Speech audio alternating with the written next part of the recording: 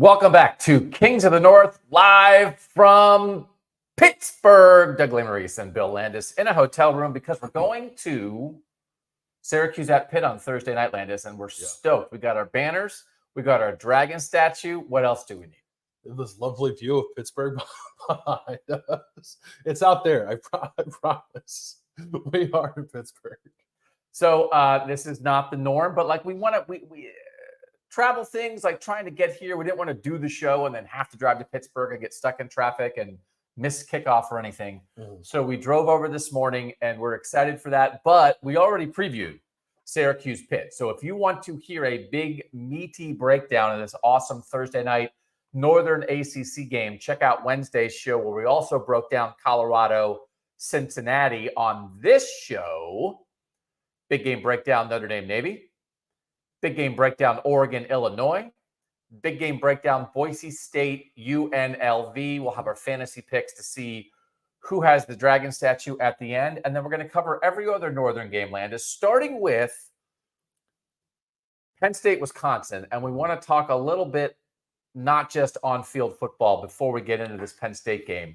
Because James Franklin on Wednesday had his typical post-practice news conference.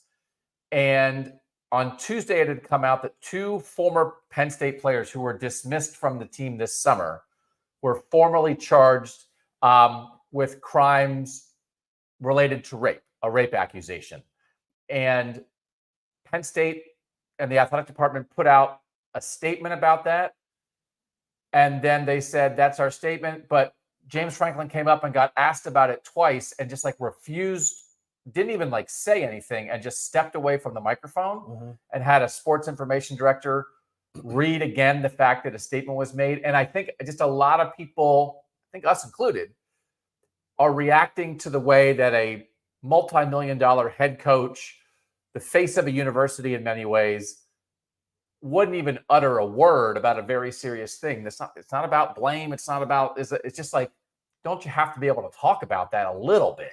I think so. And even if it's just basically echoing the statement that had previously been released by the university, like the optics of James Franklin silently walking away from the camera and the microphone twice when asked about it, and then returning to the camera and the microphone as if nothing had happened and asking for football questions, I just think it's a bad look for Penn State, right? I get on some level while the university doesn't want anyone to say anything about it other than what the statement they released on Tuesday said. But James Franklin could have just stood there and said that, or even just said what the SID, who, by the way, makes 3% of what James Franklin makes as the highest paid person, I believe, in the state of Pennsylvania. He can stand there and say that. He is the face of the football program. It's not the secondary football SID who has to stand in front of the cameras and say that. So that's my issue with it. It's not that more information necessarily wasn't given from Penn State.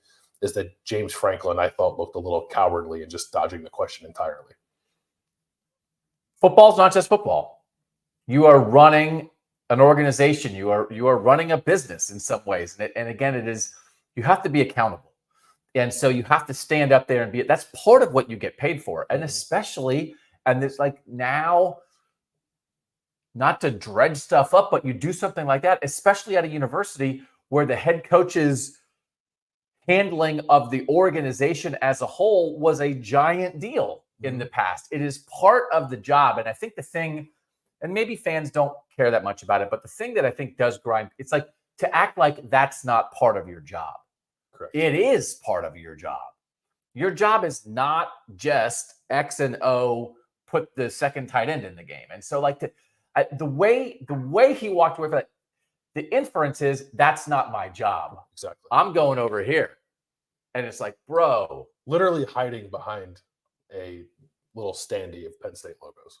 And if Kirby Smart did that, we'd go nuts. So the whole idea is like this. One of the points is especially in college, but it's all part of the job because you are part of a university. You are not separate. You are not only there to win games. We're moving more towards that, but we're not all the way there yet. And so, and you have an opportunity there to actually say, listen, we have standards that we hold our players to. And it's not about like, oh, I can't say anything because there's a court case. We're not asking you about the case. Right.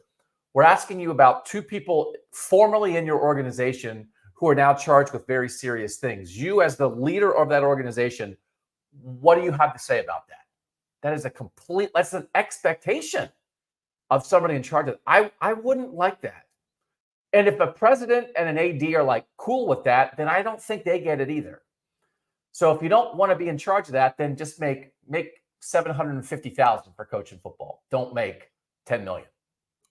Or if you don't want the head football coach doing it, which I agree with you, I think he should. That's part of the job. Then have the athletic director come out and face questions about it. I don't know why the sports information person who had to stand there and read the statement twice is the person who has to be the face of Penn State's messaging regarding this. You just have to acknowledge it. Mm-hmm. You have to acknowledge the situation. It was not handled. It's not the standard that we believe Northern teams should behave at. So anyway, it's not football, but the whole point is football is more than football. Mm-hmm. Let's talk about football. Okay. Penn State at Wisconsin. This is a game of teams that are closer than they might have been 3 weeks ago, the way people are looking at this game. It's 7:30 on Saturday night at Camp Randall. Wisconsin is getting about 6.5, Landis. Is this a game? I think it's a game. I think Wisconsin is it's hard to say whether or not Wisconsin is a much better football team because you do have to take the competition into account. But good teams also hammer bad teams, and that's what Wisconsin has done the last couple of weeks. It didn't really hammer Northwestern, but it was a 23-3 win. They smothered them. Yeah, it wasn't the same as what they did to Rutgers and Purdue, but it was still an impressive win nonetheless. I think unquestionably Wisconsin is playing much better football since it went to the Coliseum and played really well in the first half against USC and couldn't finish that game and ended up losing it. And the offense, I think, has found its stride. Braden Locke has looked really good. He's now 3-1 as a starter since taking over for Tyler Van Dyke. Tyree Walker, the running back, has played really well over the same stretch. He has almost 324 rushing yards, in the last two games. And I think the defense has gotten a little better too. So this is if you would have asked about this game a month ago, you're like, Penn State's going to roll them. And Penn State is very good. Maybe Penn State will win comfortably. But I actually think this is quite a test for Penn State. And that's mostly because of the quality that Wisconsin has shown lately. Yeah. This is, I think it happened in the Alabama game and the USC game, right? Where Wisconsin had a 4th and short and lined up in the shotgun. Yes. And I haven't watched every single play of the Wisconsin game since then to know if they've not lined up in the shotgun on short yardage. But I wonder if, even if they didn't change the specific behavior on 4th and short or 3rd and short, if it was like because I think for the fan base, those moments represented a what are we doing? Who are we moment. And the last 2 weeks, it was a bit of a gradual progression, but Wisconsin has gotten to the point where they are running the ball 60% of the time now. And it's not about how you line up in short yardage necessarily, but did those moments help Luke Fickell and Phil Longo have a conversation centered around who are we, what are we doing, and did they make an adjustment that has moved Wisconsin back toward running the ball a little bit more, having maybe a better understanding of how they should go about it here? They're like getting better play from the quarterback even while they're doing this. I don't know, because it did feel like we were at a line in the sand moment for Wisconsin. I think a lot of the fan base was there. I was there. You were there. Yeah. And they have really responded since then. They have. I think they've done a nice job of leaning into still what I believe is the core of this roster, which is a roster that was built to run the football, right? Luke Fickell has not cycled out that component completely, nor do I think he wants to. And maybe they were getting away from that a little too much. And also too, I don't know that they felt like they had maybe a reliable running back to lean into that, right? Like Tyree Walker has really emerged as that guy for them, but I don't know that was evident necessarily from the start of the year. They also had Ches Malusi out of the lineup, who's now left the program. Like, it's not like they're super deep at running back either, but since that USC game, probably starting with that USC game, it has been an offense that is predicated on the run, and then I think building deep passing off of that. If you look at Braden Locke's yards per or average depth of target compared to what Tyler Van Dyke's was, it's 2+ yards deeper. Oh, It is a little even deeper even than what Tanner Mordecai's was last year. So there's more vertical passing in this offense than there was. And that's receivers stepping up too to make those plays possible. But I don't know that they've reshaped the offense more so than they've just maybe finally hit on what they were hopeful the design of this offense was going to be all along when Luke Fickell hired Phil Longo in the first place. what do you think is sitting next to each other while we talk? I don't mind it. You don't mind it? Yeah, it's okay. I'm kind of used to just screaming into a computer screen. Yeah. Yeah, a little. What do you think of that, Landis? Yeah. I might be nicer to you when you're in the room, but also you're bigger than me. Yeah, that's true. I might have to do one of these. I'm going to do a James Franklin. Slower, It's going to be one of these. It's going to be like, Landis, that was a ridiculous thing you just said. And I'm going to Franklin it. I'm going to send out someone to make a statement on my behalf about why I said your point was ridiculous. Is Penn State on alert here at all? I've been saying for a couple of weeks, like I think Wisconsin getting Oregon and Penn State at home has a chance to play a role in who winds up in Indianapolis playing for the Big Ten championship. Yeah. This is part one of that.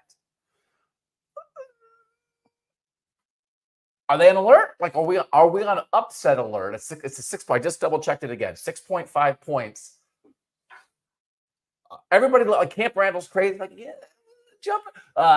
But like on the football, are we on alert for Penn State here? I'm a little bit on alert. Yeah, I think so. It'll come down to probably Wisconsin's rushing success. Like if it has to deviate from that plan because it cannot run the ball against Penn State, I don't know that you want to get Braden Locke into like a drop back passing game against Penn State's defense and let Abdul Carter and deny Dennis Sutton and Zane Durant and all those guys start pinning their ears back. Although Wisconsin has a good offensive line. Wisconsin has 2 good tackles in Riley Bowman and Jack Nelson, who I think will be up to the task of blocking those edges. It's actually really compelling matchups on both sides there. So I'd watch that in this game. But I think the fact that Wisconsin is playing better, Wisconsin obviously is at home. The last time we saw Penn State go on the road, like it didn't play its best game at USC. In fact, it played like pretty poorly, I thought, in the first half of that game, turned the ball over a couple of times. And I think if Penn State plays similarly here, then like the Camp Randall-ness of it starts to come in too. Like I don't think if you do that in the Coliseum against USC, you suddenly like feel the weight of the moment from the crowd. And I think that could be a distinct difference here at Wisconsin. Because I maybe was going to give Penn State a little credit for finding a way to win on the road at USC. Because like Wisconsin and Penn State both played at USC. Mm-hmm. Wisconsin was ahead in the first half and then kind of fell apart in the second half. Penn State was in a tight game, had to drive at the end of the game to tie it and then force overtime. And again, as we talked about in the moment, I had sort of asked about Penn State. If they need to throw to win at the end of a game, can they do it? They didn't throw a ton, but Drew Allard made the needed plays and they did what they needed to do to drive down the field. That showed me something about Penn State. But if your main point is Camp Randall ain't the Coliseum, I'm not going to disagree with that. Yeah, and I also think this is the best secondary Penn State has seen at Wisconsin, I think. You think it's the best secondary that Penn State has faced on its schedule so far? Yeah, I think the only other one I think you'd put up there with it is Illinois with the Scott brothers, who aren't really brothers. But I think both safeties at Wisconsin are good. I think the corners are pretty good. Ricardo Holman is very good, one of the better corners in the country, I think. I don't know. I think if Penn State is going to win a game that makes them feel comfortable, you're going to have to see Drew Aller maybe play a game unlike we've seen him play yet. Okay. It doesn't mean they can't win otherwise, but I think any other path is a tighter game. So we both see it tight. Mm-hmm. 6.5 point spread. I have Penn State winning. I thought about it. I did think about it. So did I. 26-21 Penn State for me. I have 28-24 Penn State. Okay. Let's double back very quickly because this is not why we do this, Bill. It's not about heated competition. It's not about one man saying to another, I beat you repeatedly. It's just about talking ball, right? Even the idea of tracking this, that maybe one person has won 6 weeks and 2 have been ties and the other one hasn't even won a week yet. That's not why we do this, but we do want to hold ourselves accountable. We're not doing this when it comes to, if you want to slide off the screen and release a statement about your record this year, you may do so. Last week, we both were terrible. I was 12-8, and I was like, Landis is finally going to get me, and you went 11-9. Oof. We were wrong on 6 games together. We were wrong we picked Iowa over Michigan State wrong, Michigan over Illinois wrong, Rutgers over UCLA wrong, USC over Maryland wrong, Utah over TCU wrong, Texas over Georgia wrong. And then we split on 5 games, and I won 3 and you won 2. 12-8 and 11-9. I know, like, we're in more real games now. That's still bad. That's not picking against the spread. Reminder, we're just picking winners. Yeah, bad. Really bad for me. 144 and 33 on the season for me. 133 and 44 on the season for Landis. So I'm 11 games ahead, and we both picked Penn State. So maybe we'll shake it up here a little bit. Nebraska at Ohio State. I think you're picking Nebraska in this one. You're like, I got to gain ground on Doug. I'm going Cornhuskers. Is that what your thought process entering this? I thought about it, but then I decided to pull back from that. And instead, I picked Ohio State to win by 42 points. Okay. So what is your actual score here for Ohio State, Nebraska? 49-7.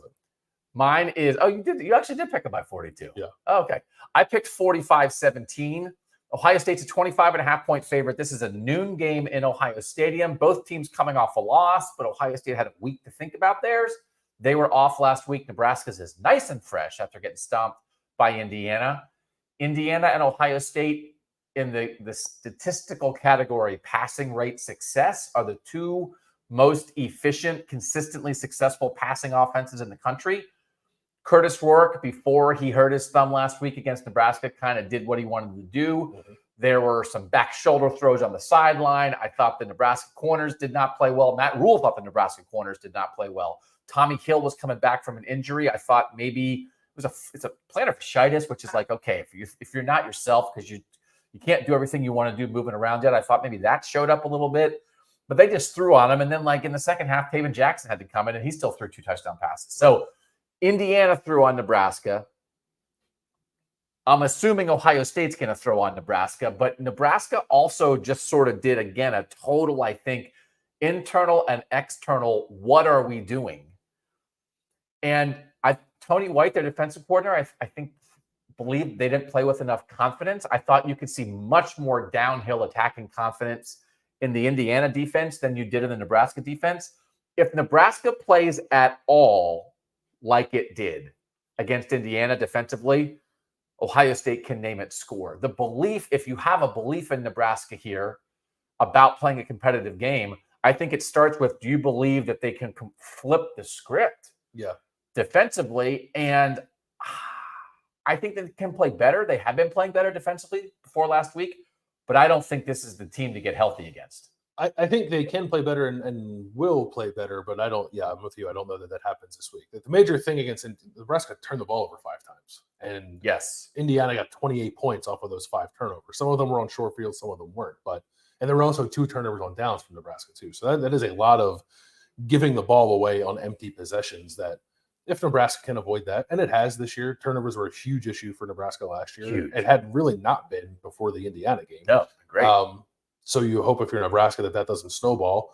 Assuming it doesn't, then maybe it doesn't quite look like the Indiana game looked. But the flip side of it is like Ohio State's angry too, right? Yes. Coming off of the Oregon loss, having a week to stew on it too because they didn't play last week. So I think you're going to get a pretty attack-oriented Ohio State team on both sides of the ball. I'm interested to see what Ohio State's defense looks like here. If there's anything noticeably different in terms of trying to generate pressure coming off the Oregon game, it's a major talking point for the Buckeyes this week. I'm not like out on Nebraska and out on the Matt Rule experience. This to me is like a very obvious spot where they're not going to quite get it back.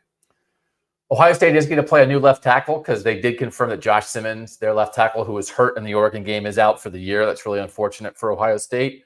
He had been playing well. Zen Michalski is going to go in for him. I don't know that Nebraska is the team that's really going to test that. I think that will get tested down the line for Ohio State, whether it's by Michigan, whether it's by Indiana, whether it's by Penn State. But that is something to, if you're going to watch this game, watch the Ohio State left tackle spot. Mm-hmm. Yep. I don't have a cough button either. God, do I have a cough button? You don't have a cough button. I'm going to let one rip. I can mute us both if you'd like. If you want to. No. This hotel is killing me. At least the dragon statue's here. Mike muted us so you could. Oh, Mike muted us. I think he hit it after you coughed. And then silence for 3 seconds. I tried to time it up right when I saw the cough coming. To do a show. We need KOTN studios all over the North. So we'll have to talk to our company about building a studio in Salt Lake City, about building a studio in Seattle, certainly one in Pittsburgh. So then when we go there, like once every 3 years, we have somewhere we can go. Yeah, we'll have a regional network of studios with cough buttons for you. I'm a dainty boy who needs lots of things very specifically. And also, I feel naked without my banners. We did bring the 2 banners to have them in front of us here. Syracuse at Pitt, 7:30 on Thursday night. You definitely should tune into that. So yeah, I mean, I think there's a lot of similarities between what is happening both with Ohio State as a team and Nebraska as a team right now, and Ohio State's fan base and Nebraska's fan base right now. But almost everything happening with Nebraska is a little bit worse. Yeah, well, Ohio State still has a lot to play for, and Nebraska fans are wondering if they'll win another game this year. Yeah, no.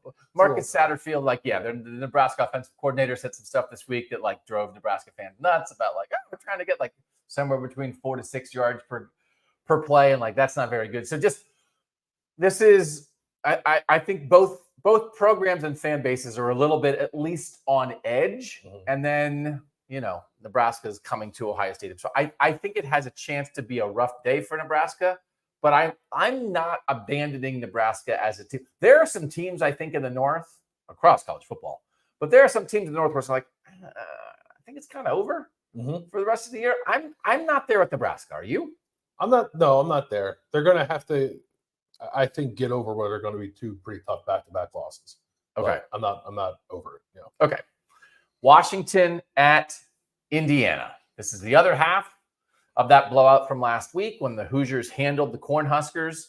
Curtis Warwick, Indiana quarterback, thumb injury, surgery this week, will not play, but they think he might be back pretty quick after this. But he's not playing, right? He's not playing? He's not playing this week. I think the hope is that he can play next week against Michigan State. I guess at the very least, maybe come back after that and be available for when Indiana plays Michigan and then obviously Ohio State later in the year. But it'll be Taven Jackson starting for Indiana, who came into the game last week after Curtis Warwick got hurt. He did start 5 games for Indiana last year. In those 5 starts, 2 touchdowns, 5 picks, 9 turnover-worthy plays. So now, go ahead. Does that matter? I think it matters a little bit. This is because our guy Taylor Lehman, who we had on from Bite Size Bison, made a point this week about Indiana that those are the stats. But the offense was a mess last year, and no quarterback was going to succeed in that offense. And so I agree with that. Now this offense is functional. So is that indicative in any way of the kind of player that Taven Jackson is?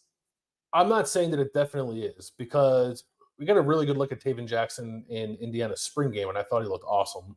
And I thought he looked quite good playing in the reserve role against Nebraska last week.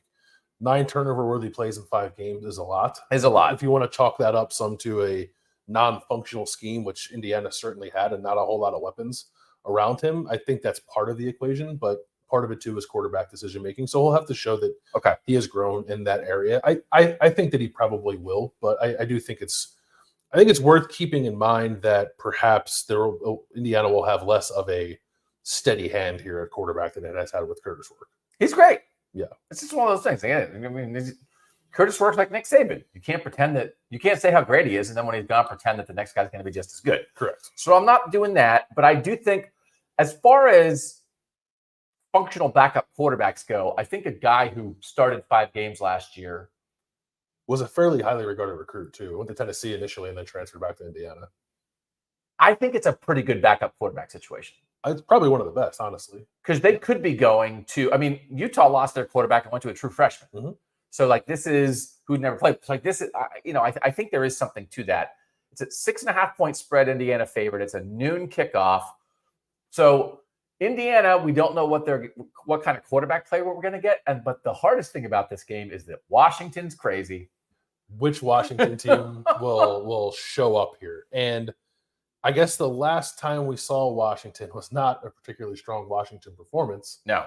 But they were off. So does that mean we're going to get good Washington, or did the week off erase the potential for good Washington, and now we're back to bad Washington on the road at Indiana? I'm not entirely sure. We've talked about Washington all year and how its statistical profile tells you that this is a team that should be like undefeated this year, and it's not. Yeah. It had some close losses, then not close loss at all on the road against Iowa a couple of weeks ago.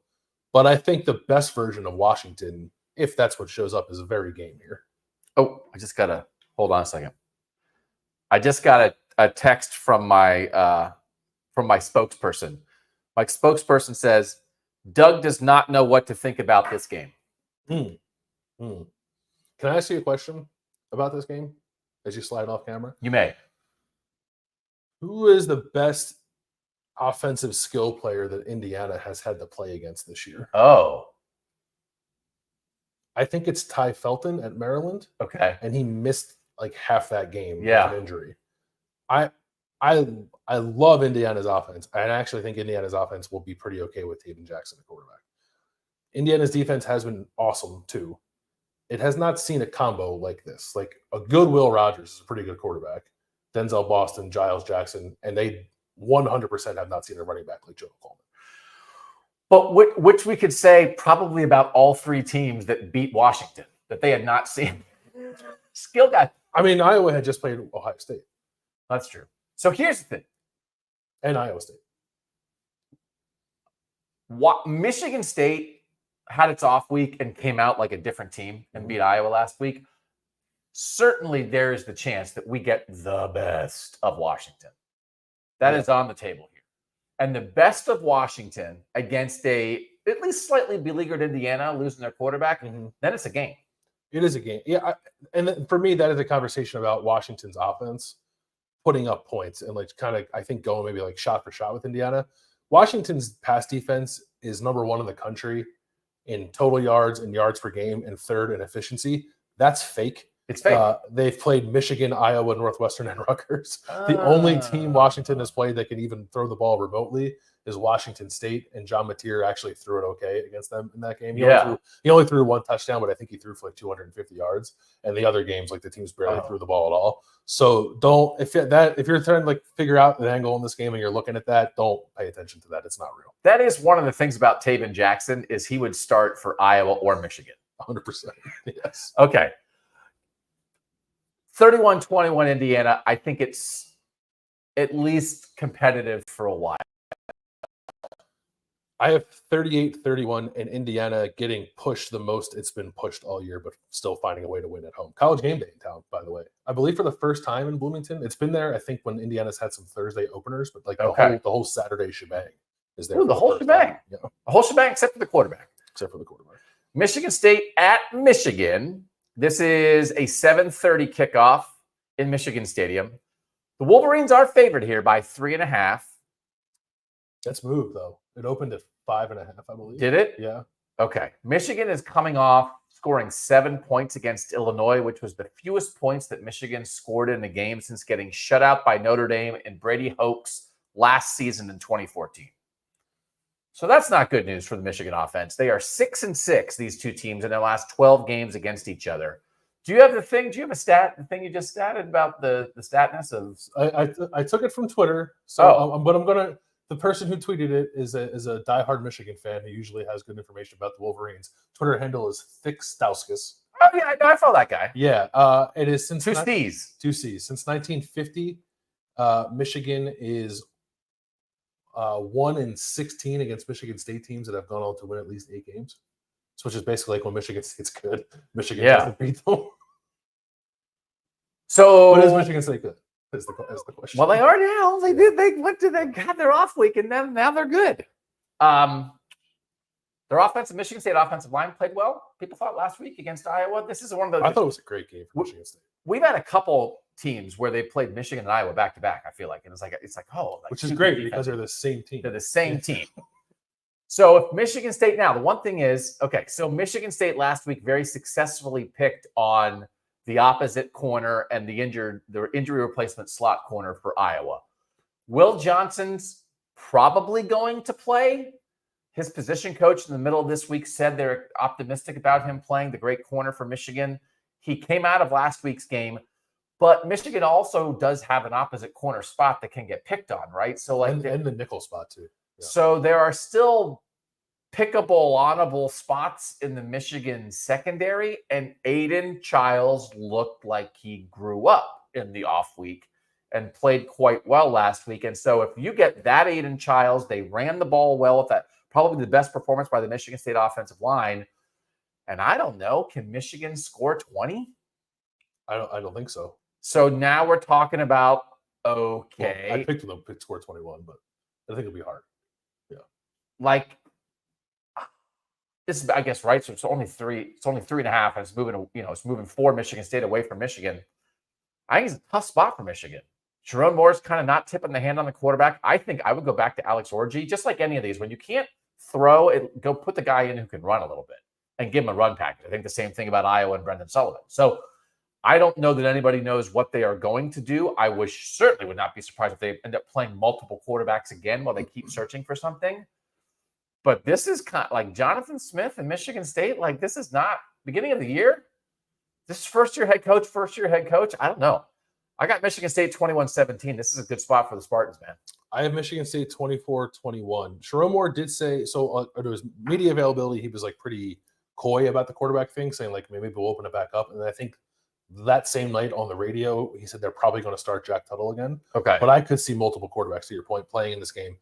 I think Michigan State's going to throw it on them. I don't know that Michigan can cover Nick Marsh and Montori Foster. And I thought I thought the Iowa game was so instructive about Aiden Childs. Like, Iowa wants you to be impatient and then throw the ball to them. Yep. And Aiden Childs, who's thrown the ball to the defense like in every game he's played this year, did not do it against Iowa. Now, maybe it's just it's dangerous to embrace that, and maybe he'll throw it to Michigan 4 times in this game. But I am betting on the progress we saw from Aiden Childs. I think they throw it well, and I think Michigan State's defense, while not awesome, has been solid against the run at times. I thought was really good against the run last week against Iowa, except for the one long run that Caleb Johnson had. Right. And this is another game where it does not have to worry about the opponent throwing the ball. So, like, I like the matchup for Michigan State. I think they're going to win. You can see Michigan State getting better. Mm-hmm. And I don't think anybody knows how Michigan can get better. That Michigan at this point, like, you kind of know what the deal is. Right. Defense is still very good most of the time, and they can't score. So they cannot score. But there's a Mason Graham, Kenneth Grant, Josiah Stewart win this game for Michigan too, right? Sure, which remains in place for, anytime they're not playing Dylan Gabriel, right? Mm-hmm. Like that. Okay, but it's a very narrow. That's a 17-13 kind of thing. Yeah, and you might have to have a defensive score to get to that 17. Mm-hmm. Talking about things that like you're out on, it's like, who's left still believing in the Michigan offense, right? Everybody's out. I don't even think Sharon Moore believes. He's like, I know what happened. Come on, I know. We were still trying to be in last week. We both picked Michigan to beat Illinois. We're like, Jack Tuttle, it's Tuttle time. Woo, Tuttle time. Not Tuttle time. The best thing that could happen for Michigan's offense this year is them flipping Bryce Underwood from LSU. Oh, yeah. That's like the only good thing I think that can happen. Yeah. Or they could play Jaden Davis, and Jaden Davis could look awesome. Yeah. Doesn't sound like they're going to do that. All right. Quick break. When we come back, big game breakdowns ahead, starting with Navy Notre Dame. Next on Kings of the North.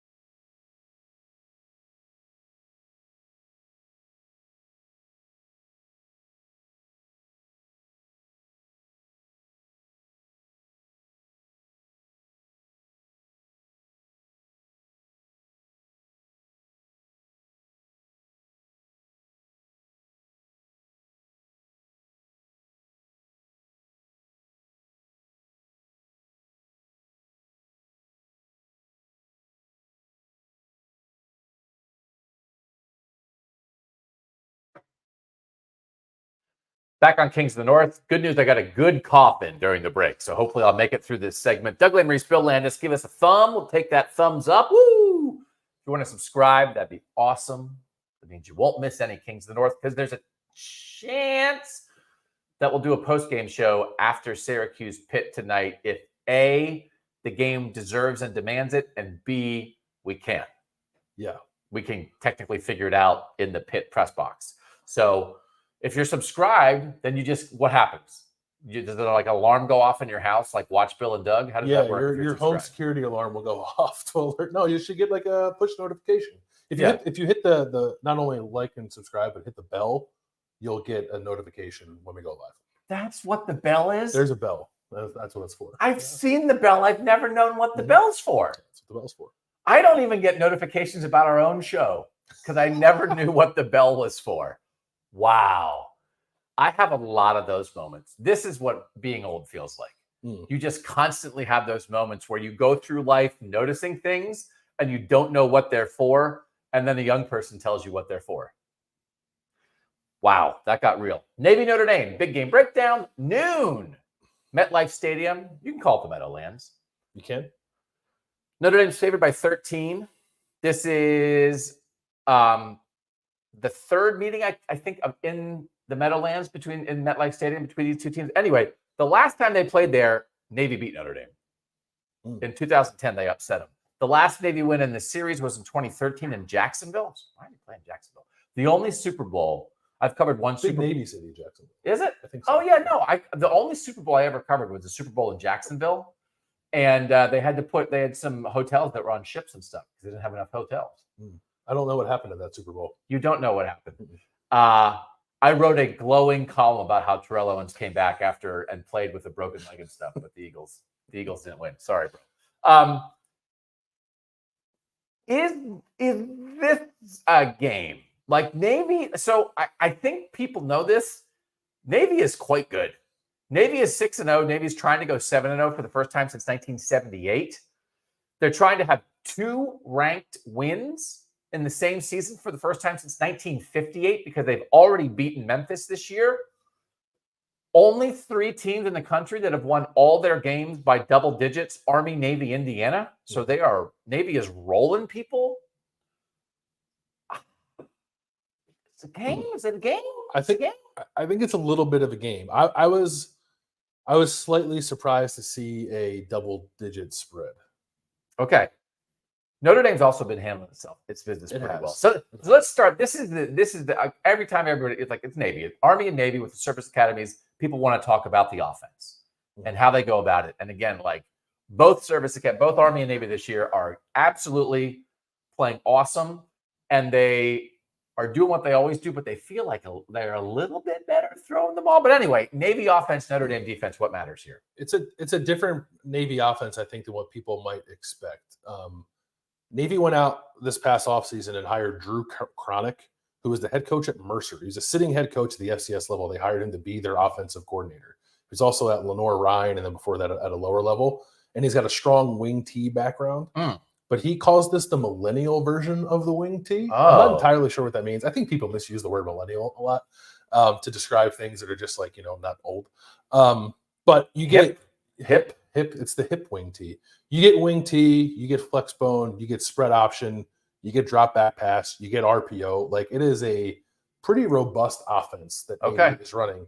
And it can run it because Blake Horvath is an absolute dog. Yeah. Navy quarterback, Blake Horvath, son of the North from Hilliard, Ohio, 10 rushing touchdowns, 10 passing touchdowns. He would lead the country by a mile in passing efficiency if he qualified. He doesn't have enough passing. They're not throwing the ball 30 times a game. They're throwing it 13.5. Yeah. But he's completing a lot of them.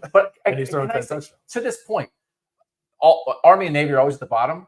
Army is still only throwing it 8 times a game. So Navy is throwing it significantly more than Army. I actually think Navy is throwing it less than it did last year. But it's not about quantity. It is about the quality of the passing game.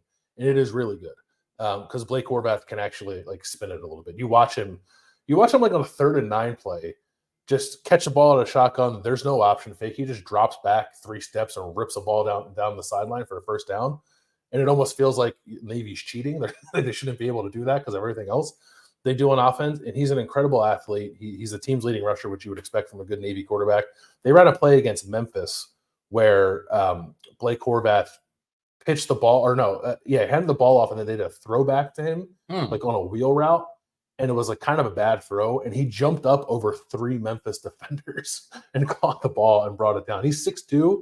He's a pretty well put together athlete. He can run through tackles in addition to running away from people. Okay. He's just a really exciting football player to watch. And he has good weapons. Eli Heidenreich is their number 1 slot back. He's the team's leading receiver. There have been 81 pass attempts by Navy this year. He has 30 targets. So if they're throwing the ball, it's most likely going to him. Okay. And then their fullback, sorry, I have a lot of notes here. Their fullback, Alex Teska, he's actually Eli Heidenreich's high school teammate from right here in Pittsburgh. He is their second leading rusher behind Blake Horvath. And then there's a couple other guys who get the ball too. But it's just like a well-oiled machine, Navy's offense, that does more than a typical Navy offense does and has been really potent and high scoring. And I think could maybe cause some issues for what I think is an excellent Notre Dame defense, but there's also the flip side of that maybe Notre Dame is a team that regularly plays service academies. Like, it's not caught off guard by this. It probably has a pretty good plan for how to defend it, and it has good linebackers and good defensive linemen who I think have played better week by week. So maybe Notre Dame just smothers it, but it is a really exciting Navy offense nonetheless. So one of the things here that's Notre Dame, I was like workshopping, is Notre Dame playing like a service academy? They're not quite playing like a service academy, but they like want to run their quarterback. They want to run the ball, right? Defensively, both Notre Dame and Navy are better at stopping the pass than they are at stopping the run. Yeah.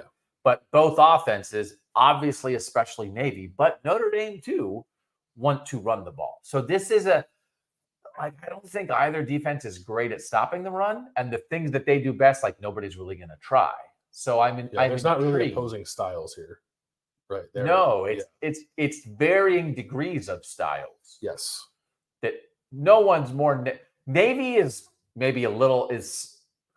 slightly less Navy than it's been at times in the past, and Notre Dame's more like Navy than it's been in a while. I mean, so like Blake Horvath has 10 rushing touchdowns, I think. Is that right? Yeah, so does Riley Leonard. And so does Riley Leonard. Yeah. Like, the only quarterbacks with more rushing touchdowns are the Army guy and Jalen Milroe at Alabama. So it's like, okay, that's not the end-all be-all, but like, especially when it's winning time, they're going to run their quarterbacks. They're not going to chuck it. This is not Oregon-Ohio State, right? This is I'm intrigued by how this might be the most similar Navy and Notre Dame have ever been. Good and similar simultaneously. Maybe it's since like the 50s. Right. Modern Navy Notre Dame. Since color TV. Yeah, I think that's true. Yes. So, do you expect like Notre Dame has a chance to like shut this down, or do you think Navy's going to get theirs? I think Navy will get some. I think Navy will get enough to keep it somewhat close. But I think doing it against the kind of athlete and the size of Notre Dame 4 quarters, I think will in the end prove pretty difficult. Okay. One of the things I did, Navy's had good field position. There are field position metrics you can look at, right? And Navy's had some of the best field position in the country, which is credit to them. Good special teams play, getting stops on defense. But of note, when they beat ranked Memphis, these were their 8 touchdown drives by yards: 77, 75, 52, 75, 75, 75, 90. Yep. They marched down the field all day against a ranked team. Now, I'm not saying that's Notre Dame, but this is not like, oh, cute little Navy. They've just been like beaten up on Wagner or whatever. They marched all day. Blake Horvath had 6 touchdowns in that game. All day. Man, I'm going to have to change my pick. All right. Notre Dame offense versus Navy defense. So, like, again, for instance, Navy is 4th in the country in rushing yards per game. Notre Dame's 17th. So, like, Notre Dame really wants to run the ball. Notre Dame is 105th in passing yards per game. Navy's 125th. So this is, again, it's degrees here. I like Navy's not great at stopping the run. Stuff rate on defense, they're 105, which is not great. That's like right not letting a team run the way they want to run. I don't know if Navy's going to be able to stop what Notre Dame wants to do. Yeah. Running the ball. Now, Navy is excellent in the red zone. They'll only allow opponents to score touchdowns 42% of the time in the red zone. Like a lot of times, it's like teams are up 70, 80%, right? Mm-hmm. That's ninth best in the country. So, okay, I think Notre Dame's going to drive, but maybe they'll stop them in the red zone. And Navy has forced 1.7 fumbles per game. That's the one of the best. I think it's third in the country. They've actually only recovered 4 of the fumbles they forced, though. They forced 15. They've only recovered 4. Forcing fumbles, sometimes it's luck, sometimes it's not. Recovering fumbles is all luck. So they have bad luck recovering fumbles, but they also have 10 interceptions, which is the 9th most in the country. So they pick stuff off, they force fumbles, they stop you in the red zone. So I think we're going to see Notre Dame moving up and down the field all day. There's a couple, they have 3 pick sixes. Mm-hmm. So Navy has a couple individual standouts. Colin Ramos is a great linebacker who makes a ton of tackles. Raekwon Lane is a safety that's probably their best defensive player. He's a guy who has some pick sixes, who will pick balls off. So they can make some plays, but I think that's what it's going to come down to. I think for Navy to win, I don't think they're going to stop Notre Dame, but they're going to have to hold them to a couple field goal tries in the red zone, and they're going to have to probably force 3 turnovers in this game. But they are capable of doing all of that. But I don't think they'll stop Notre Dame on a regular basis. I don't think. I mean, they didn't really stop Memphis, right? It was a really high, shootout. It was a really high scoring game. I don't know. I'm not expecting Notre Dame to put up like a 40 burger here, only because I think it's going to be like a pretty low possession, quick game with how much both teams want to run the ball. But yeah, I'm not on alert for Notre Dame, which I think is getting a little healthier on the offensive line too, right? And has, I think, found a formula for its offense, and specifically for Riley Leonard, to score. I don't know, I guess maybe as much as it wants here, but I just don't know that it's going to be like a 15 possession kind of game. Offensive line, they even last week, I think they were playing 3 guys who weren't the starters, weren't the planned starters in the preseason. That Charles Jagusaw was hurt before the season, and they've dealt with other injuries there. But I think they're maybe figuring it out, to their credit, when you're playing offensive linemen 6, 7, and 8, and you're figuring it out. I was tempted here, but I didn't go there. I have Notre Dame 27-19. But I thought about it, and I might get there. They play Army in the second last week of the regular season. Both service academies, when both service academies are good. I was tempted to pick Navy, but I didn't do it. I was likewise a little tempted. We have similar scores. I have Notre Dame winning 28-17. I don't know which of the two is better between Army and Navy. I think Navy has the better resume because Navy got to play Memphis and beat them. Yeah. Army hasn't played a team of that quality yet, but Army might be a little better, maybe. I don't know. All I know is I'm fired up for the Army-Navy game, and we might get 2 of them. But yeah, in this game, I think Navy doesn't have quite enough. All right, those are our picks for that big game breakdown. Let's go to another big game breakdown. This is Illinois at Oregon, 3:30 Eastern. Oregon is a 3-touchdown favorite. Oregon is also number 1 this week, thanks to the Texas loss for the first time since 2012. And as you noted, what happened the last time they were number 1? The last time Oregon was number 1 in the AP poll, it turned around the next week and lost to number 14 Stanford, I believe. And Oregon was about a 3-touchdown favorite in that game. Yeah. Illinois is trying to get 3 top 25 wins for the first time since 2007, which is also the last time they beat number 1, because they came into Ohio Stadium and beat number 1 Ohio State in the second to last game of the regular season. I covered that game, and you were... I was a sophomore in college. Sophomore in college. Yeah. Oh, good. Not a sophomore in high school. I feel better about that. Sophomore in college. Oh, you were like a man. I remember watching the game. It was Juice Williams, right? Yeah, Juice Williams. Yeah. You were a man. You were a man when you were a sophomore in college. That's a man, right? That's a person. I was not far from turning 19. Yeah. I wouldn't say that's a kid. Yeah. Aiden Childs is 19. Yeah. Okay. I feel better. It's like I was covering a game and you were Aiden Childs. Okay, I feel better about that.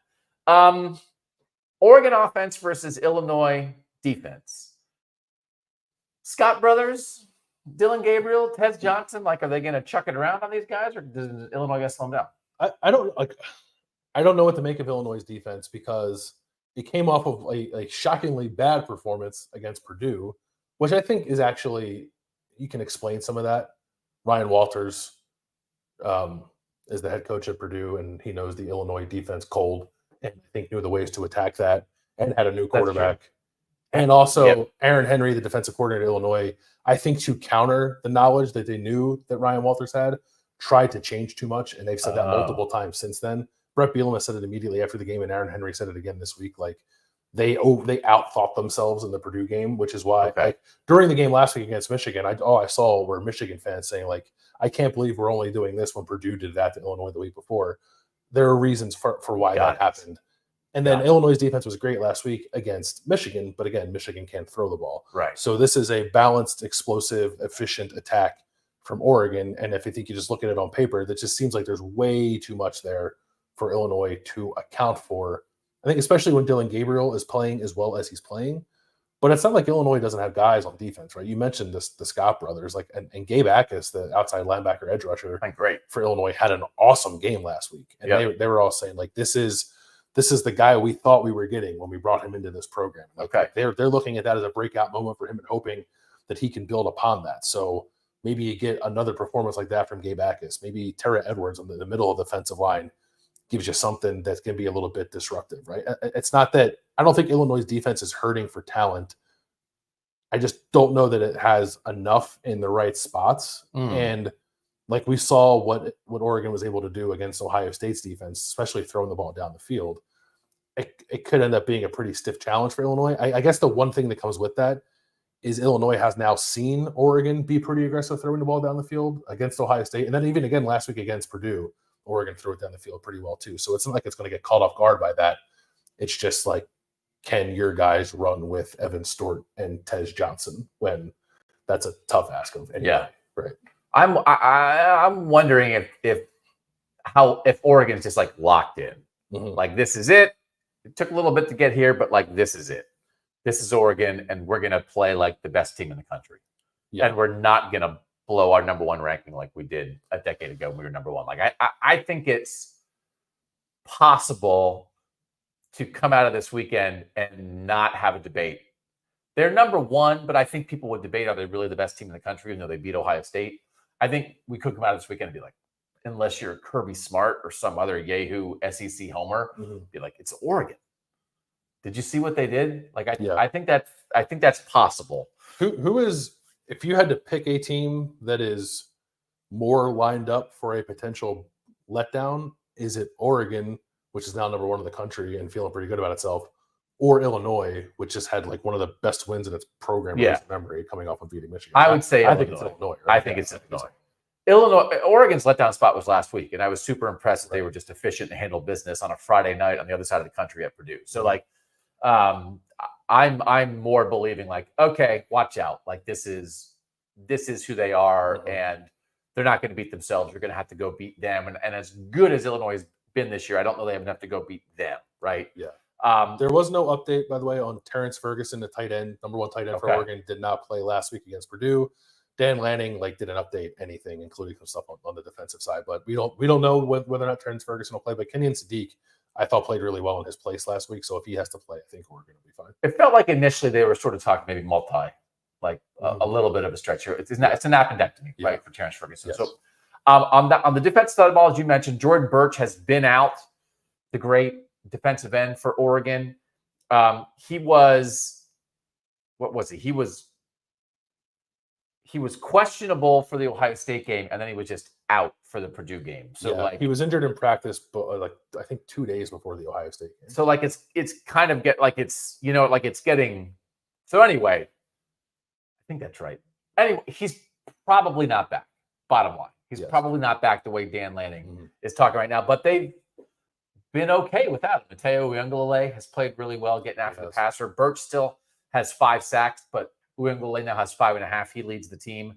And Illinois allows 2.86 sacks per game. That's 111th in the nation. We love their tackles.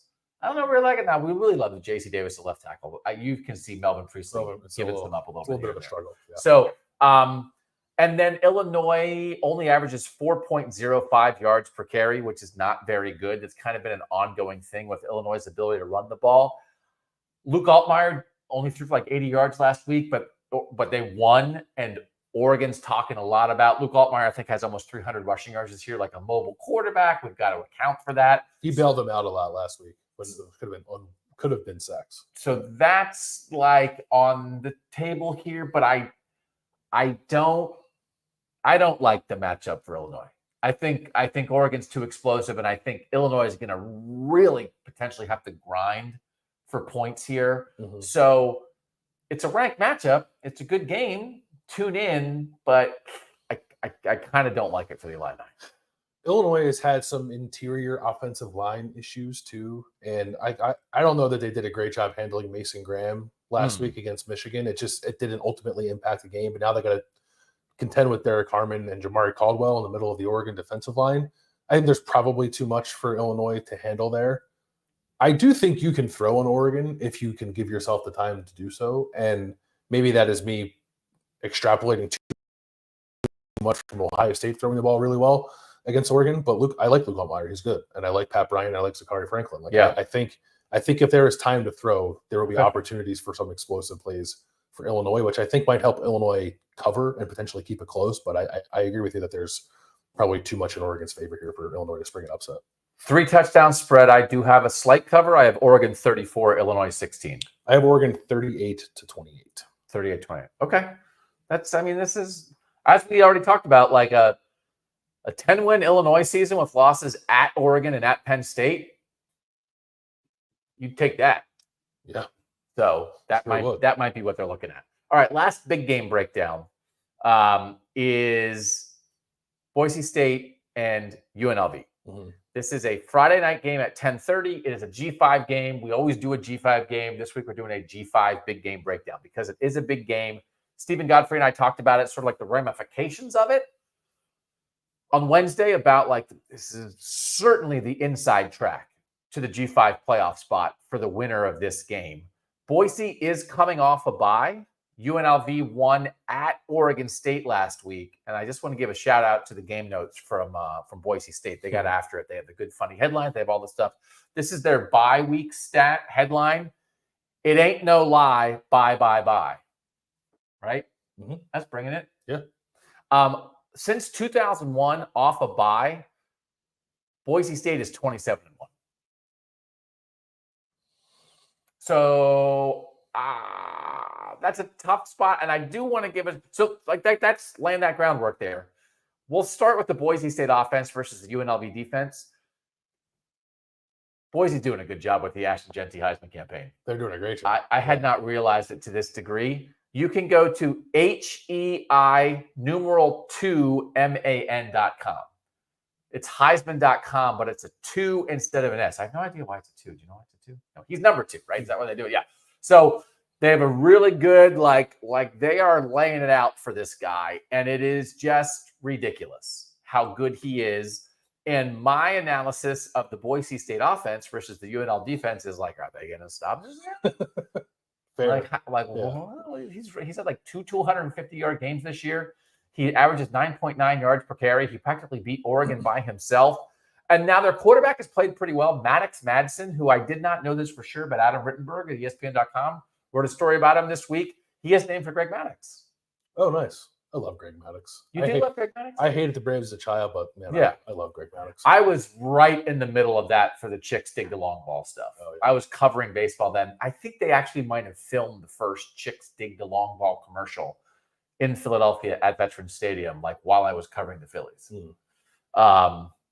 Maddox Madsen, man, 12 touchdowns, 2 picks, only 4 sacks.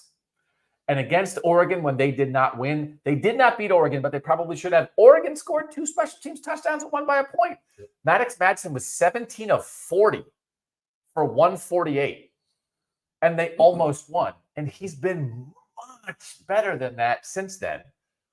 Boise is 54% on third down. That's 4th in the nation on third down conversions offensively behind Miami, Syracuse, and Army. And Ashton Jeanty is the best running back in America. So there was even a little stat like inside the game stat in the Boise game notes against an 8 or more man box, when that means there's 8 defenders right up there around the line of scrimmage. There's been 30 plays. I just put 8 guys in the box. Stop them that way. Mm-hmm. They've had 30 plays like that this year. He's averaging 8.9 yards per carry with 8 guys in the box. So, like, my analysis, like, he's okay. They have, like, a good linebacker and stuff. It's like, I don't know. Jackson Woodard has been the Mountain West Defensive Player of the Week 3 times this year for UNLV. He was first team all conference last year. Yeah. Great. Are there 14 of him? I don't know. I'm actually slightly confused and surprised that this is only a 3-point spread because I don't know how they're stopping Ashton Jeanty. Do you? I don't. I'm looking to see Ashton Jeanty. Last year, Boise played UNLV in the Mountain West Championship game. Boise won 44-20. Ashton Jeanty, 21 carries, 153 yards, and a touchdown. And like that's stopping. Oh, they held him down. That's stopping. Yeah, congrats 153 yards. No, I don't. The guy's got like a force field around him when he runs the ball. Yeah. It's like crazy how many tackles he breaks, and his balance is incredible. I don't know that I've seen anything like it.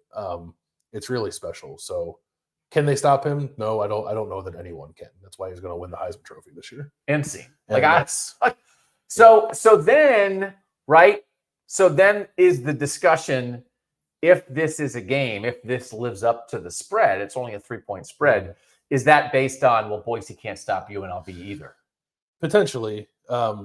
Boise has given up a decent amount through the air this year. Explosive plays. They actually have had a pretty good run defense, which might favor it in this matchup. The Brennan Marion UNLV go offense is a run-first offense. 4th highest rush rate in the country. The only 3 teams that are ahead of UNLV are the service academies. But this is worth mentioning too, that rushing rate has come down some since the quarterback change from Matt Sluka, the Holy Cross transfer who had a snafu. Who destroyed college football. NIL situation, to Hajj Malik Williams, who is better than Matt Sluka in every way. It is astonishing that they picked Matt Sluka to start the season with what we've seen from Hajj Malik Williams the last few weeks. They're running the ball a little less, but they're still running it more than most teams, even with Hajj Malik Williams, who is their leading rusher, by the way. He took over this. He's made 4 starts, and he is now their leading rusher. Oh, for real already? Yeah, and he's throwing the ball really well. Here, I want to give you some stats on how much this offense has changed. In Matt Sluka's 3 starts, completed 43.8% of his passes for 318 yards, 6.6 yards per attempt, 6 touchdowns, and a pick.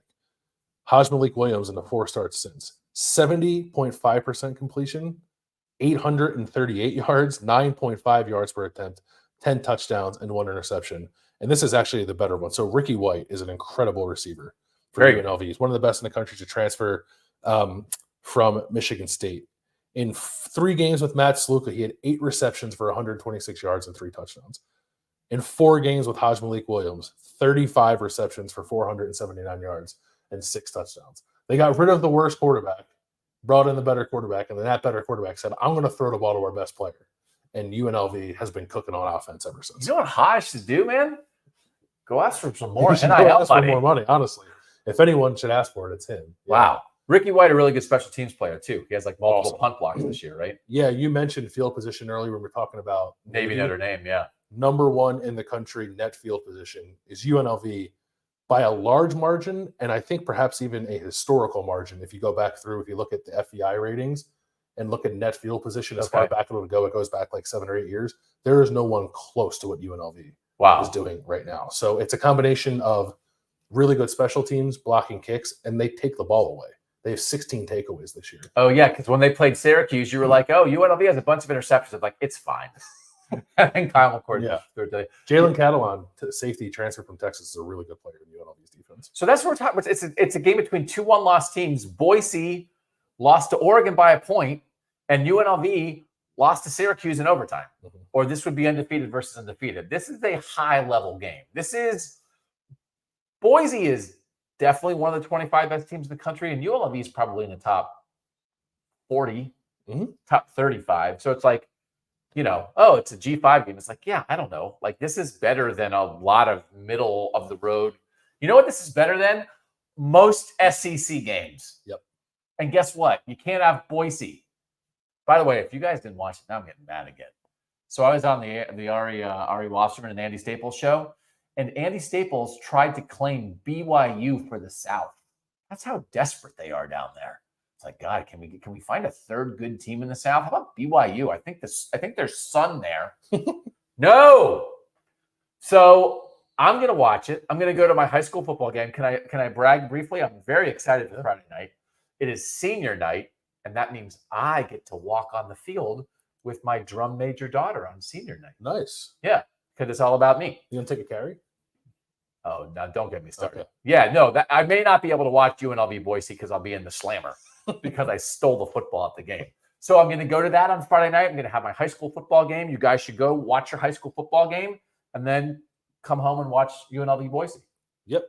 You can also watch Rutgers-USC if you want to. Oh, we'll get to that in a second. Watch Lincoln Riley. Watch Bambi lose again. What's your pick here for Boise UNLV? Points, high scoring, Boise by a field goal, 38-35. So you do think it's okay. I am picking less competitive. I'm picking also 38, but I have 38-20. Boise shut them down last year. It's certainly possible now. Yeah. But I do think it's one of those, right, where it's like, well, we can't stop Ashton Genty, so we got to do this, and all of a sudden you get outside yourself a little bit. You miss a throw on third down. You try to call a trick play that doesn't go anywhere. You know what I mean? Like, I think is it possible that Boise's best defense is the aura of Ashton Genty? Yeah. Like the other offense being like, we got to keep up with that guy. You're like, oh yeah, you're not going to. So, so good Northern games. And again, it's not one of the 28 teams that we talk about on a regular basis, but have you been to Idaho? It's not South. So we're taking the Broncos to the North for sure. Yeah. All right. Couple more games to run through more quickly. Now that our big game breakdowns are done, we'll do all of that next on Kings of the North.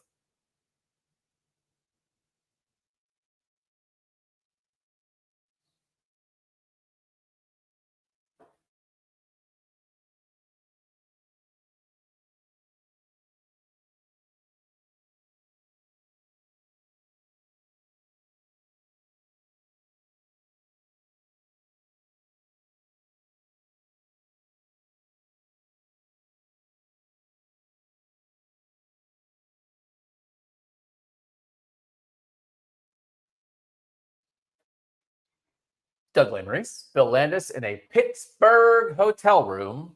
We have a fridge. We were going to maybe put the table a different direction. You should have seen us trying. I didn't bring any lights. We're trying to figure stuff out. But Landis, as the head of content, said, I don't want the kitchen in the background. Yeah. Whirlpool's got to pay for us to have their appliances behind us in the frame. We'd be like on The Price is Right. At this lovely range, maybe we'll cook up some dinner tonight. Stainless steel appliances, too. Yeah. So that's why we're here, because we're going to a game, a big Northern banger Thursday night, 7:30. Make sure you watch it and maybe join us in the post-game show if there is one. Who knows? Can I give a shout out to Dan S in the chat who says, afternoon Kings, never in my life have I thought I'd be excited for a Pitt game. Yeah, that's what it's all about. Because listen, for real. There's so much good, interesting ball. I don't think. I mean, if in 3 years, like the South is claiming every playoff spot, we might blow smoke on this show. Yeah. We might be like, I'll tell you what, that Minnesota team is the best 3-7 team in the country. But we don't have to blow smoke right now. Because we want to celebrate the best of Northern football, whatever that is, even if we have to look a little harder for it. An idiot could do this. Hey, what's a good game? Pitt-Syracuse. That's right. Undefeated versus one loss. They average 700 passing yards a game combined. Oh, yeah. No, that sounds good. I should watch that. You know what's hard right now? Finding good Southern games. Do you think people, when this season's over and in the history books, people will acknowledge the fact that Pitt-Syracuse and Pitt-Cincinnati were the two most important games of the 2024 season? Yeah, I hope so. Okay. And we'll be on the front lines of history. We will. Because we'll have been at both those games and we will have captured it. We are on that. That's what KOTN is really about. Swords, telling the South to cram it, and being on the front line of history. Rutgers at USC. This is your second screen game on Friday night. If you want to, you could We're not going to force you to watch Rutgers USC. Hey Siri, what's the USC Rutgers score? It might be one of those. Yeah.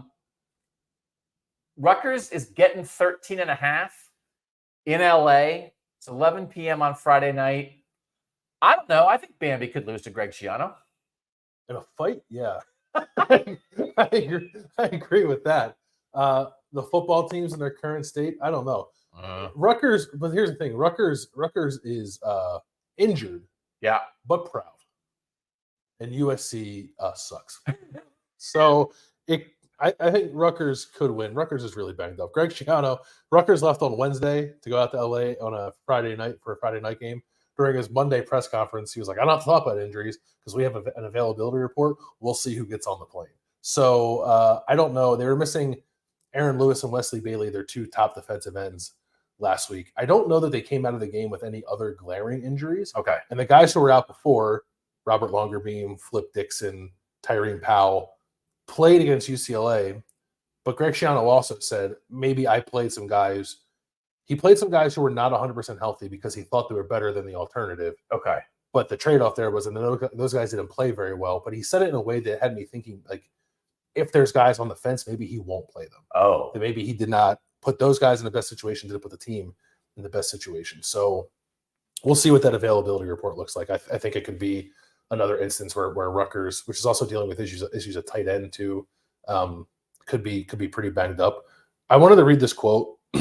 Greg Schiano after the UCLA game, I think feeling sort of like the anger from the Rutgers fan base about that this season has gone off the rails. The season was not what they expected it to be. And I think having a little bit of doubt that Rutgers will actually take that next step. Greg Schiano said, this was like a closing statement. I don't even think he was asked about it. He said, we will get there. This program will get there. I know that there's going to be certain people that want to cast their ballot and say we've got big problems. You call your shot. Just remember, we will get there. I promise you. So you want to call your shot now, just call it. But know that you're calling your shot, and this program will be just fine. And then he said, thank you, and he left. Wow. I don't know this for sure. I think Steve Politi at NJ.com is one of the best columnists in the country. He wins awards every year. Mm-hmm. That's probably aimed at him. Yeah, maybe.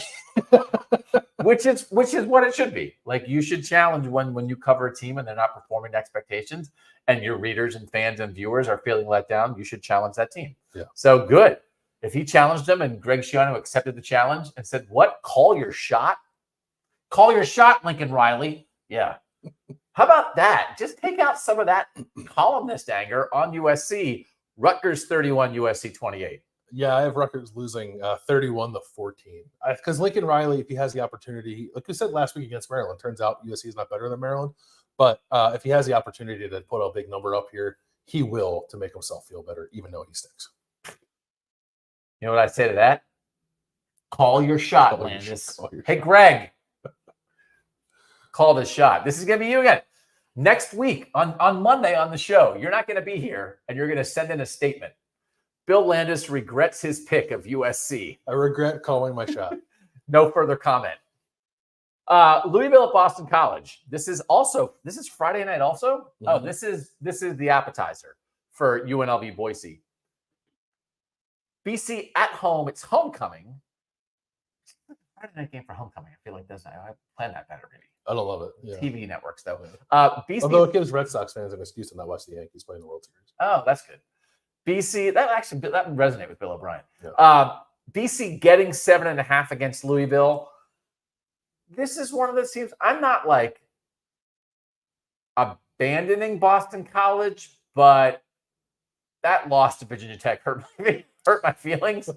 And this is one of those, like, I want to pick Boston College against Louisville, but they have turnover issues. We already read I read it on Tuesday's show, like Bill O'Brien talking about you carry the hopes and dreams of a city when you carry the football for Boston College, which is his don't fumble message. Mm-hmm. They really shot themselves in the foot. I think they can move the ball sometimes. And you've talked a lot about their running game and, like, shouldn't it be better? And they have some backs there, but I think they do have a functional offense, but they are shooting themselves in the foot. I don't like the spot, but, like, I don't know, rise up, call your shot. Like, I don't think that one of Louisville's receivers just, like, left the team this week, whatever. Like, I don't think this is impossible, but they've got to play. They've got to, like, get their stuff together. They really gave the game away at Virginia Tech, and they also couldn't stop the run at all. So I am picking Louisville 31-23 here. Yeah, I'm pretty out on BC, I think. I have Louisville 35-24. But they're They're 4-3. This is like hold on for find your bowl wins here. So like they're in that pursuit. And I still think they certainly have a chance to get there, just not this week. Next one is rivalry time. Kansas at Kansas State. Saturday at 8 p.m. Primetime, Kansas State -10. And it's like, I don't know, are we in the rivalry, like throw out the records kind of situation? Oh, you cocked your head. You're in rivalry throw out the records mode? I am not in throw out the records mode. Okay. For the 122nd edition of the Sunflower Showdown. Beautiful. I did not know this. Maybe I should have assumed it. Kansas State has won the last 15 of these. Oh. And like you might like Kansas State has been good. Kansas State is not very good. Kansas actually leads the all-time series 65, 51, and 5, but Kansas State has won the last 15. They're coming. Chris Kleiman is 5-0. Lance Leipold, like talking about it, trying to not like doing the thing where like we're not making it more than it is, but we know that it's important, and you have to do certain things to win a game like this. Kansas was right there last year to win. They were up by 11 in the third quarter and blew it and lost 31-27. Kansas coming off of by far its best game of the year. Lance Leipold saying that about Jalen Daniels, I think we're starting to see the Jalen Daniels of old, and he's making plays for us with his arms, with his arm and his feet. So I think that can make this more competitive than you would have assumed it was going to be 2 weeks ago.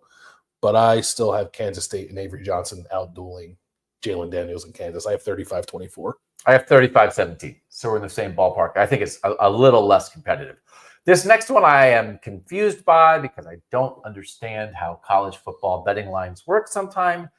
Undefeated BYU at UCF, which has lost its last 4 games, and BYU is an underdog. BYU is somehow getting 2.5 points. It's 3:30 on Saturday.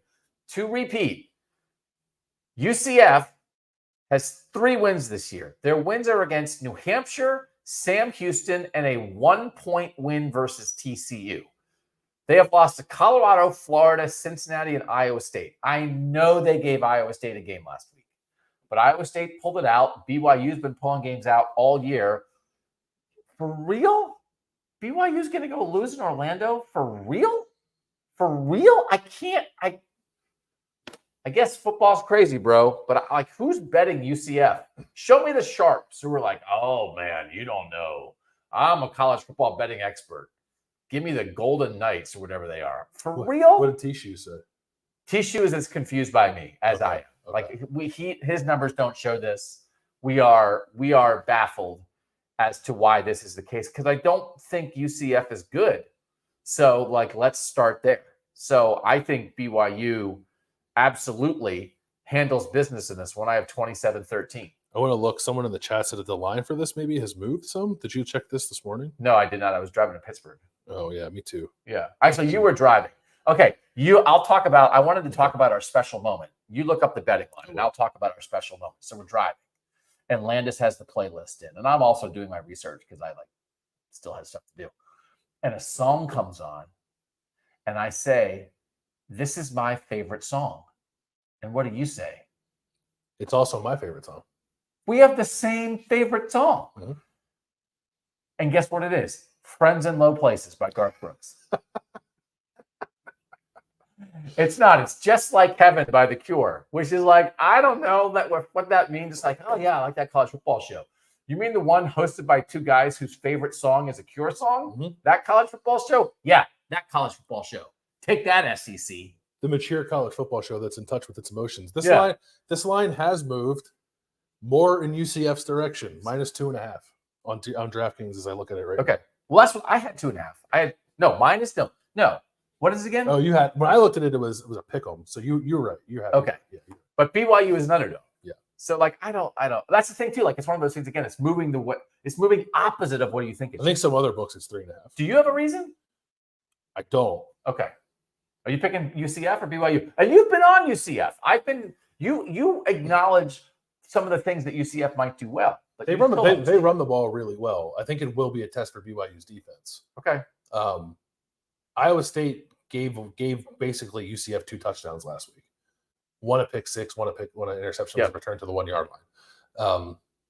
Jake Retzlaff needs to not do that, obviously. Yeah. But maybe that's what this is. Like you're waiting for the Jake Retzlaff 0-0 game. But other than that, I don't really know what this could be, other than obviously BYU is a much different team away from Provo, but I still have BYU winning 28-24. BYU won at SMU, and SMU might win the ACC. SMU was also messing around with its quarterbacks. They were. SMU is a very different team now. Okay. Northwestern at Iowa. Northwestern at Iowa. 3:30 Saturday, Iowa 2-touchdown favorite. Yep. Addison Estrenga, tight end for Iowa, probably still out. Sebastian Castro, nickelback/safety, who did not play last week, should play for Iowa this week. And Bo Stevens, left guard, I think is still out. They played two guys there last week, Tyler Ellsbury and Cade Pieper. Both played pretty well. So I think both will still play there. But a healthier Iowa, I think, than it was last week against Michigan State. And Northwestern also dealing with perhaps a key injury at receiver. AJ Henning, I think, is in concussion protocol. We don't know whether or not he's going to play this week. If he does not, David Braun said they're looking at a couple of true freshmen, Frank Covey and Calvin Johnson II, who is not Baby Megatron. But he is not. What a name for a receiver. Can you imagine, like, you name your if you named your son Calvin Johnson and then realized, like, when he was 12 he was going to be a receiver, would you change his name or keep it Calvin Johnson? I would double down. Okay. Yeah. No, I think. Oh, that's great. Okay. Kate McNamara is still the quarterback for some reason for Iowa. I was tempted here. Yeah. Northwestern and Iowa, they've played some interesting games over the years. I have Iowa 20, Northwestern 16, but I thought about it, and I think I actually really like Northwestern plus 14 here. I like Northwestern plus 14 as well. I have Iowa 24-13, thinking we might see a little Brendan Sullivan. Yeah, who used to be Northwestern. Who was Northwestern's quarterback. Yeah, so, like, how about that? Take that. People love revenge. God, people love – actually, sports writers love talking about revenge, right? Don't they? It's their favorite thing. Yeah. Maryland at Minnesota. This is a 3:30 kickoff on Saturday. Minnesota at home is favored by 4.5. Minnesota coming off a bye. Maryland coming off a very emotional comeback win over USC, which means I think it's hard to then go on the road with all that emotion. And I'm picking Minnesota 26-16. I have Minnesota 28-24, and I've thought a lot about this since we did our midseason all-North team. We did not have Darius Taylor as an all-purpose back, and I think that might have been a misstep. Really? Yeah. We have a lot of good backs. Yeah, but he's good. Ahead of Nick Singleton. Nick Singleton was our second-team all-purpose back. Yeah, but then he's like, he got hurt and, like, didn't play right after that, and then didn't have a great game when he came back. Interesting. Darius Taylor's been good. Keep that in mind. It's because you talked to Darius Taylor in the preseason. I like He's your guy. Yeah. It's a fine fellow. He is. All right. West Virginia at Arizona. This is Saturday night at 7 o'clock. West Virginia is a 3.5-point underdog, even though Arizona is not very good. And we think Neil Brown will show up. We think Neil Brown will show up.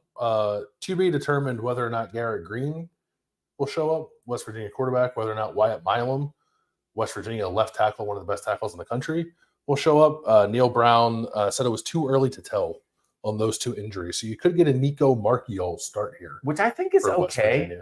He can run, and they'll be able to run the ball. Like, yeah. I think he might. Yeah, he's a pretty dynamic runner.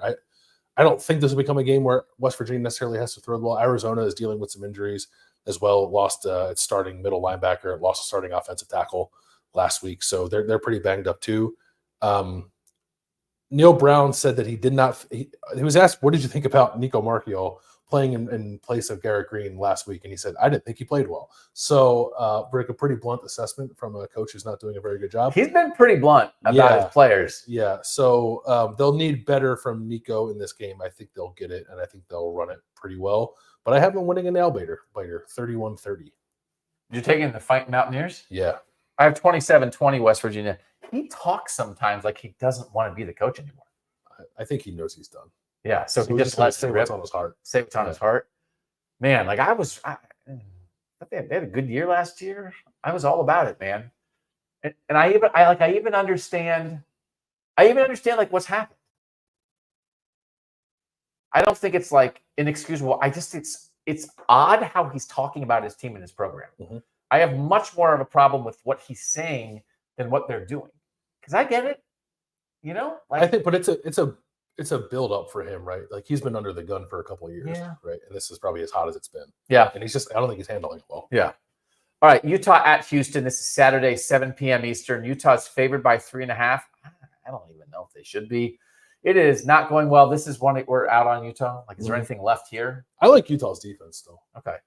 So they did fire, or not fire, Andy Ludwig, their offensive coordinator, resigned on Sunday after this performance. They punted 9 straight times to open their loss against TCU. These were the number of plays they had on their drives before they punted.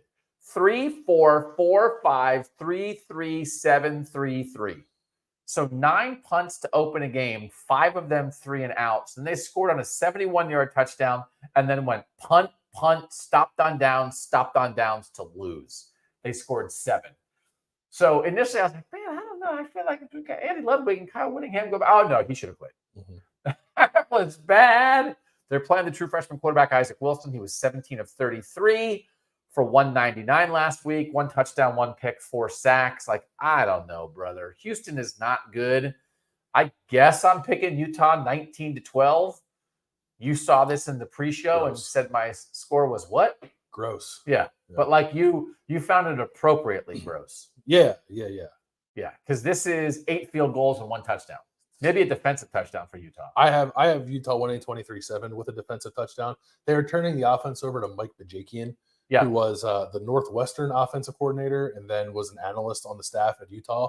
And when you're really hurting for offense, you just need a little bit of Northwestern offense to come make it right? So I'm sure that's going to work out great. No, David Braun took over at Northwestern. Mike Bajakian had been Pat Fitzgerald's offensive coordinator. They won 8 games, and David Braun was like, is the season been over for 5 minutes yet? Can I please get a 29-year-old offensive coordinator in here to replace this guy? Listen, he's worked in the NFL. He's been around the block, but great career. So Bill Davis. Congratulations to Mike Bajakian. But if you think this is the answer for Utah, it's not the answer. It's not solvable this year. And so they're going to have to reset next season. They're playing out the string a little bit, which is not fair to say to the players, the season ticket holders, and the people who invest the money there. I get it. But it's just such a unfortunate, disappointing season for Utah. And they're playing like it. 9 straight punts, that is disappointment. They're not I don't know that there's a lot of fight left in their performances. So that's all we can judge. Yeah. I think defense shows up here. 23-7 for me. All right. Our Cram It game, we picked a Southern game. It's LSU at Texas A&M. I almost want to pass on this game. I do have a pick. Texas A&M favored by 2.5, 7:30 on Saturday night. The only 2 teams with unblemished SEC records. So one will be left standing after this game. I was trying to think what would annoy the rest of the SEC the most would be Texas A&M winning the SEC. Oh. So I'm picking A&M. Oh. 24-20. Oh, you picked based on annoyance? Yeah. Oh, respect for that. Yeah. I think Texas A&M is slightly less overrated than all the other overrated Southern teams. And so I'm also picking Texas A&M because LSU's on the road. And I don't know, Garrett Nussmeier is not the best quarterback in the NFL yet. So I have 38-34 Texas A&M. I will not put half an eyeball on this for even 1 second. You can tell me on Monday who won and I'll shout about it. It'll be on Twitter. 24-20 is my score. Real stinker.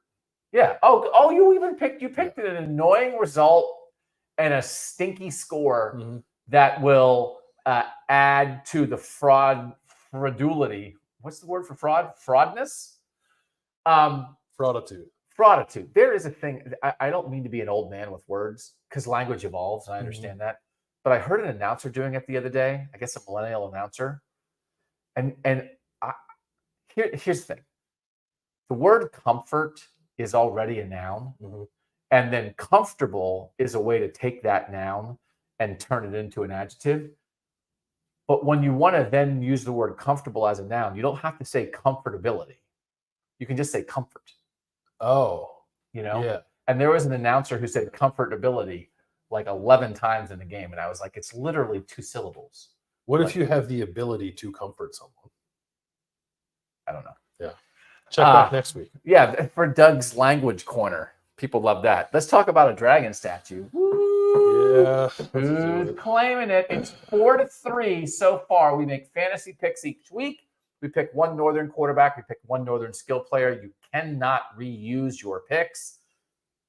For the first 7 weeks, I won 4, you won 3. We brought the statue on the road with us. We can take him to the press box? Great question. Probably not. I don't know that they'll walk. My statue. Will it get through security? No, it won't. You're right. Who won last week? You did. Narrowly, 48.7 to 46.9. Oh, is that the closest one? That's pretty No, good. I think we might have had one that was closer. I think the deciding factor here was a second rushing touchdown for Brendan Sorsby. Oh, yeah, it was. So I had Jake Retzlaff from BYU, 218 passing, 2 touchdowns. He also threw 2 picks, 81 rushing yards and a touchdown. And I had Jordan James, running back at Oregon. He had 50 rushing yards and 2 touchdowns. He only had 10 carries. It was a load management day for Jordan James, which I should have anticipated. And then you had Brendan Sorsby, 206 passing, no touchdowns, a pick, 26 rushing yards, 2 touchdowns. Devin Neal, the running back from Kansas, 108 rushing yards, 2 touchdowns, 3 receptions for 26 yards for a grand total of 48.7 points to beat me by about 2. How about that? Brendan Sorsby. I was not counting on 2 rushing touchdowns from Brendan Sorsby. Yeah. Come on, buddy. Here we go. 5-3. And guess what I'm going to do to you? Tonight, I'm going to make you watch me keep this statue. I'm not saying that I plotted this all season, but once I realized what was happening, I could not send my picks in faster because we drove to Pittsburgh for you and I to go to the Pitt-Syracuse game tonight. And by the way, next year when we do this, we'll have grand tailgate plans and we'll have the whole KOTN family come hang out with us before games. We're not quite there yet, but if we can figure something out, we might drop a pin and put it on Twitter and say, come say hello. Mm-hmm. I'm taking Kyle McCord of Syracuse and Des Reed of Pitt, and I'm going to sit in the press box next to you, and every time these guys light up the scoreboard, I'm going to turn to you. That's why I want to bring the Dragon statue and go like this. We're anticipating a high-flying, high-scoring, super entertaining Northern game. I'm going to shove your face in it every time they score. Woo! I feel like I should change my picks to like Eli Holstein and Arondé Gadsden. Oh, my God. to balance it out. Yeah. I'm not going to do that. My picks are Riley Leonard, the Notre Dame quarterback, against Navy, and Tyler Warren, the Penn State tight end, against Wisconsin, who had 17 receptions against USC and will probably have 3 against Wisconsin. Yeah. But you said you thought about taking him for that game. I wanted to take him that game, and I didn't. Or maybe it was a different – one week I picked Omari Evans, the Penn State receiver, like really outthinking myself. And I should have taken Tyler Warren. Okay. Yeah. That was UCLA week, I think. Going back to the Penn State passing one. Okay. Going back to the guy who is the entire Penn State offense. Entire Penn State offense. Yeah, because you might get like a rushing touchdown from him. You might get a passing touchdown from him. Who knows? Yeah. All right. Thanks, as always, to our producer, Mike Urostowski, for making us look good and sound good, even in a Pittsburgh hotel room. Thanks to you guys for being here. We really appreciate it. If you want to hit your thumb, give a thumb, ring the bell. What is it? Ring the bell? Hit a thumb. Okay. Hit a subscribe. Yep. Hit the bell. Hit the bell. Okay. And tell a friend. We really appreciate all the support. It allows us to get out here and talk about Northern football. Come watch some Northern football. Again, maybe a post-game show Thursday night. Definitely a betting show on Friday morning with me and T. Shue. Definitely a post-game show on YouTube live Saturday at 11 p.m. We hope to see you there. For now, he's Bill Landis. I'm Doug Lesmerises. And that was Kings of the North.